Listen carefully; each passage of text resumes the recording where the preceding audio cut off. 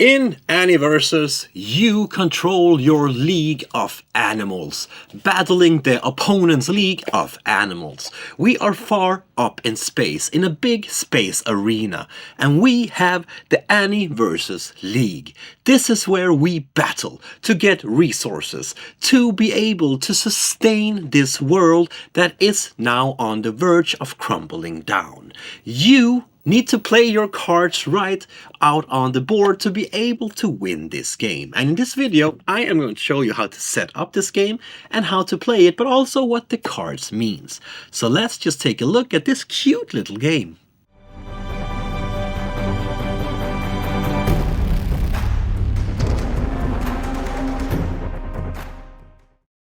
The game is about you having your little league of animals, and you will put these animals out on the player field. Now these players, the animals, you will use them to score on your opponent. You will use this little league die here to roll, and depending on which number you have on your skill card, well, you might score a goal. But I will show you more about that in a bit. The player that managed to get 2 goals first wins the game. There are 60 card draw deck, and you can prepare these cards in any way you want to and you feel necessary. The only condition is that there should not be more than 4 copies of the same card in each deck. We need to arrange the 2 player field mats on both sides as shown here, so they are connected with the circle in the middle. We place the league die next to the board. We then need to place out 3 action cards with the white side facing up in front of us, but also our animal skill card. In this case, we have the Squirrels skill card. Close to our player area, we also put our 4 counting die. Next, we should shuffle our opponent's draw deck and place it out on the board where it says deck. To decide who will get to be the first player, each coach should roll a die. The one that gets the highest number gets to choose who is the first player. The player that is the starting player draws 7 cards from their draw deck, and the second player gets to draw 8 cards from their draw deck. That was the setup of the game. It goes quite fast. Once we've done the setup, we are ready to start playing. But before we start playing, I think we should take a look at these cards, because there are quite a few different types of cards. Let's start by taking a look at our skill cards. These skill cards are ground rules for your league. As you can see here, this is the skill card for the squirrel. And this here is the skill card for the cat. And down here you can see some skills that your animal has. And these skills here does not count as actions. Up here we have a goal number, but we're going to get back to that in a bit. And then we have your 3 action cards. These are for you to keep track on how many actions you have used during your turn. Meaning that once you have done an action, you flip them to horizontal mode. And now you know that you have done 1 and you have 2 actions left. At the beginning of each round, these cards will be flipped back to vertical mode. So you now again have 3 more actions. At the bottom of all cards, you can see which type of card this is. As you can see here, this is a player card. These here are your player cards. The cats, of course, belongs to the Cats League, and the squirrel belongs to the Squirrel League. But these are players in your league that you can use. In the top left corner of the card, we can see the cost for playing this card. Below that number, we can see the productivity points. And in the other right corner of the card, we can see the attack power. In the center, we have a cute little picture of the animal, and in the bottom, we have a skill of that player that can be used during gameplay. The next type of card we have is a training card. As you can see in the top left corner, we still have a cost for this card. Well, in this case, it's 0, so it will cost you nothing, but there might be a cost. We have a cool little artwork in the middle, and then we have a text telling us what this training card will do. And these cards are cards that will train your players that you have in game. For this case here, for example, resilience will be played to a player to protect them from any negative effect from your opponent's cards. The last type of cards are a function card, and these have a variety of uses within this game, and they can either benefit you or create obstacle for your opponent. As you can see here, there are some different cards when it comes to function. The double effect cards only double function cards, and when a function card is doubled, its side effects are also doubled.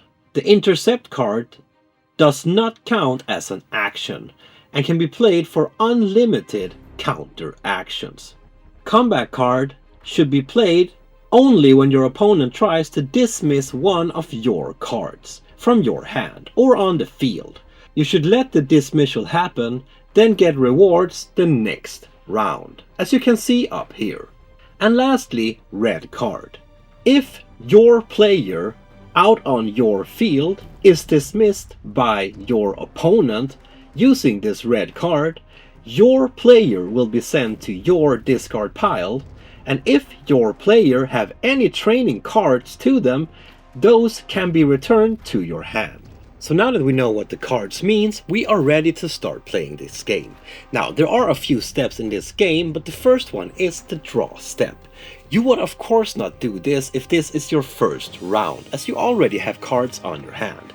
But if this is the second round and forward, each player now draws 2 cards from the draw deck and puts them up on their hand. The second step is the action step, and this is where we actually play cards from our hands out to the board. Now remember, I said we have these 3 white action cards in front of us, and it's important to remember that each time you have played a card, made an action, you should flip these horizontal, just to show that I have 2 more actions left, and also as a reminder for yourself. Just be aware, because all of these cards does not cost you action. For example, the skills on your skill card is actually an action-free card that you can use without using any of your actions. Now let's take a look at the board itself and how we actually play cards. So out on this board we have 2 different tracks. The top one is the forward player row. This is pretty much where you put the players that will attack your opponent. And on the bottom we have the productivity row. These are the players that will pay your costs and create resources for you to use in your forward row. So if you, for example, would like to use Aaron here in your forward row, you need to pay 4 productivity, as that is the cost to get Aaron out on the board. Meaning that down here in the productivity row, you should have at least 4 productivity. And you can see the productivity points by looking in the white little area here. And these needs to be in the productivity field. Otherwise they are not valid. Meaning that if you have the right amount of productivity points in the forward row, well, it does not matter, as they need to be down here. And you need to have at least the same or higher amount as it says on the player card you would like to play in the forward row. Just remember that you do not need to use all the points. If you have more than what you are planning to use, that is okay.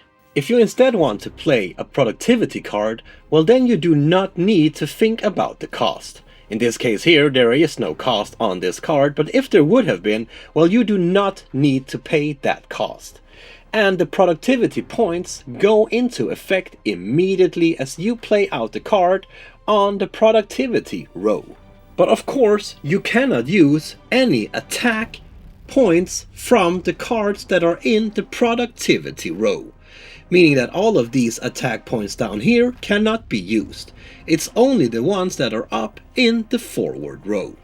And some of these player cards can actually affect your opponent's players in the same position on their side of the board.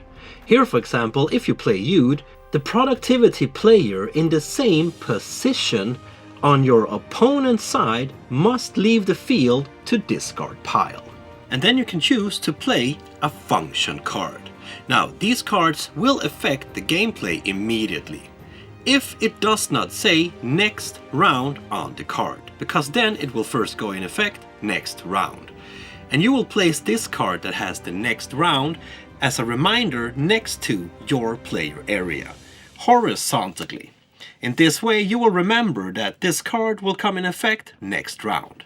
And these cards will cost you an action.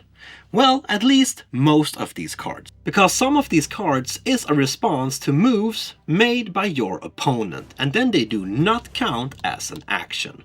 But if they do count as an action, remember to flip over your card.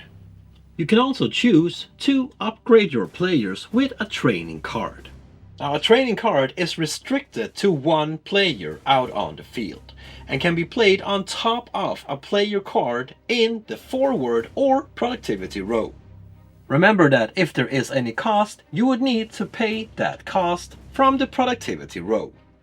And this cost is paid regardless if it's placed on the forward or productivity row. Another thing you can choose to do during your turn is to remove one of your players to the discard pile. Now, this does count as an action, but there will not be any cost for doing it. You can of course also choose to draw cards or use any skills on your players out on the field, and this will actually not cost you any actions. Plus, you can choose to shoot on your opponent. But you can only do this if you have a maximum of 10 attack points in your forward row. If you choose to do this and you have the 10 attack points, well then you need to deduct 2 points from your productivity row. But now you have an opportunity to try to shoot on your opponent. So if you have a total of 10 or more points, well then you can go into the shooting step. And this is where we have a chance to actually make a goal in this game, while shooting on our opponent. And the way we would do this is to roll the league die, to see if we manage to score any goals. The shooting step can only be done once per round, and you need to say shoot to be able to show your opponent that now you are attacking. If you would not have 10 attack points, well then you would simply move on into the discard step. But in this case here we have 10. We say shoot, and now we're shooting. And we would roll the league die. And our goal here is to get the same as our goal numbers. Remember, these were the ones we spoke about in the start of the video. So if you get 2, 4, 6, 8, 10 or 12, well then you have made a successful shooting and you will get 1 gold. But if you do not manage to get the same numbers as the goal numbers, well then your turn ends immediately. And you will receive an additional goal number for your next successful shot. Starting with the smallest number that is not on your skill card. This additional number will be removed after you score a goal successfully. But if you do manage to roll the goal numbers, well, you get 1 goal, but your opponent gets to discard any 2 of your player cards. And if the selected player has any training cards on them, they must be discarded starting from the one from the top. For example, training cards can be discarded first. No counter cards can be played during this step. And now your turn ends. But then we also have the 6-sided die. This die is used if you need to adjust any of your stats. In this case here, for example, Sergio lowers the opponent's strength by 2. That is in the field matching his field. So we would need to take this 6-sided die here and put on the card, indicating that now James' strength is 1. Because of Sergio's effect. And that was the shooting step of this game. Once that is over, we go into the discard step, which is the last step of a player's turn. You can have a maximum of 5 cards on your hand. If you have more than 5 cards, you would need to discard down to 5 again. And with that, your turn is over. And the turn goes over to the other player. And this is the way the game continues until one player manages to get 2 goals and then wins the game. This game is quite easy to learn how to play, it's quite easy to set up, but the combination of cards and the cards that you actually use to be able to block your opponent, discard your opponent's animals, maybe counterattack out on the field, well, that is where this game becomes quite complex, because you can do so many things out on the board, but also from your hand. And if you use these training cards right, your players can become quite fierce. And that, my friend, was Aniversus. This is a league of, well, cat versus squirrel, kind of soccer card game, scoring. This is a cute little card game where you really need to use the cards in the real way, but also have a little bit of luck on the die here, which I like. I think that gives a little bit of flavor to the card game. This is quite nice. It's easy to learn. It's nice to play. The artwork on the cards are quite nice as well. There's a lot of skills here for you to learn, for you to get into. There are quite a bit of cards here. Now, this game will be launched on Kickstarter quite soon, and there will be a link in the description so you can go straight in and follow the campaign. What I've shown you is just a prototype. It's a well-made prototype. It looks quite good, but it's just a prototype, so some things might change until you get the game ready out on the table. If you enjoyed this video, please give me a thumbs up, throw in a comment, subscribe to the channel if you want to, but most importantly, please remember to keep on spreading that board gaming love I know you all have. Peace out.